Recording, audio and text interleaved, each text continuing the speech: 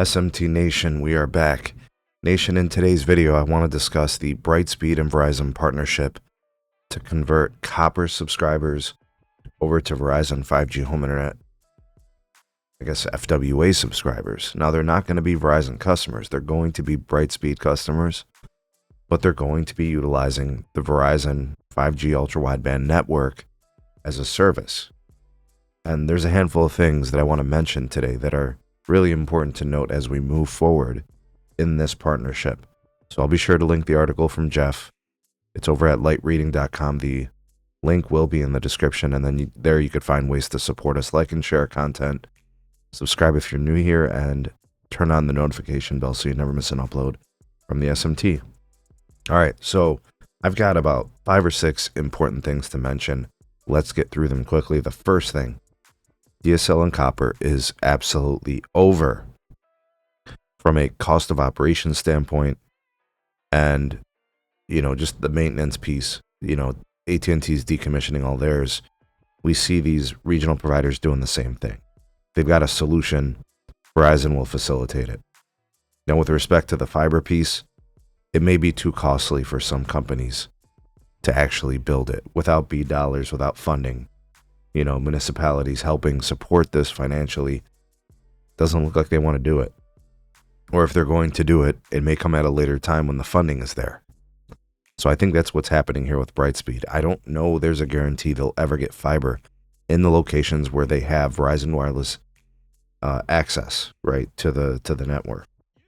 But at the very least, we could say that the fiber is coming at a later time, and it's quite possible that many of these locations don't actually ever get an upgrade, and copper was all that was going to be there. All right, now, the replacement for DSL and copper in this case is fixed wireless access. Again, AT&T is doing that with AT&T Internet Air to replace their old copper stuff. Same thing here. It's the same premise. Now, the third thing I want to mention, Verizon is kind of doing an MVNO as a fixed wireless access provider, which is incredible, right? We have viewed, and Verizon even mentioned this, and T-Mobile talks about it all the time, and so does AT&T. They treat the fixed wireless access customer as an excess capacity model. So you build the network once, and if you have extra capacity, you sell it, and you monetize the network. So I think about like fiber circuit access. Can they get high capacity fiber to tower sites? Are they going to upgrade all these, towers to create additional throughput that they can then monetize? I don't know. We'll have to see how this all plays out, but I thought about those kind of elements as well. So fourth, I think, and this probably could be number one in terms of what I think might happen. Eventually, Verizon might buy this company, the Brightspeed company. I think they're an acquisition target for sure. If you're not upgrading your copper to fiber, what does that say about your financial situation? Do they do this with other companies? Does Verizon start looking at other regional providers and then start doing like Thanos and just snapping everybody away? I don't know. We'll see. We'll have to monitor that. I think this also indicates, and this will be the fifth thing, this also indicates that Verizon is going to need more spectrum. There's no way you can do this sustainably without more capacity.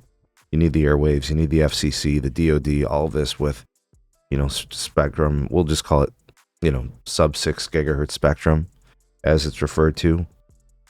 And, maybe the CBRS piece, the band 48, moving over to N48, and network slicing and those tools, and getting power turned up on some of these assets.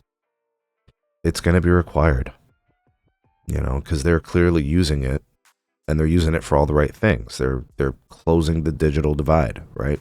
And adding competitors to the marketplace. They're facilitating it. So actually, if you think about it, like Verizon's played nice.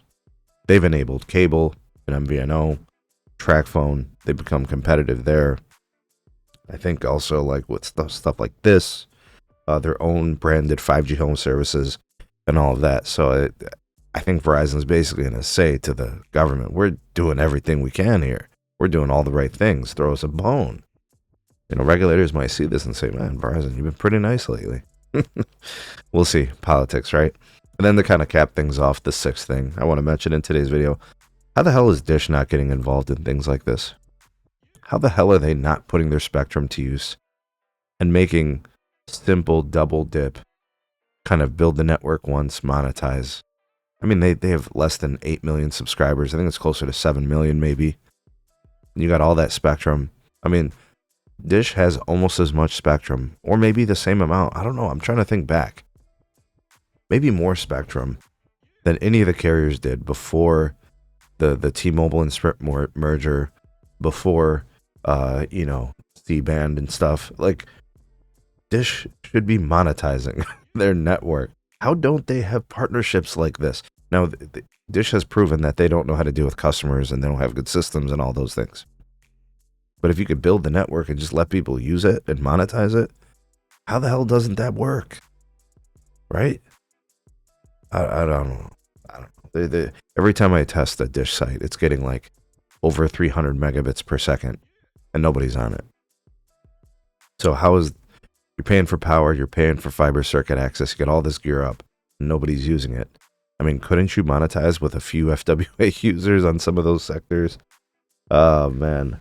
You gotta love it. Probably a topic for another video. Anyways, those were some things I thought about today, and just wanted to share with you guys and hear what you have to say and reply to it. So let me read your comments. Drop them down below. You all the voice of the people, the SMT Nation. Let your voice be heard. Like, share, subscribe for more, and we shall see you all in the next video.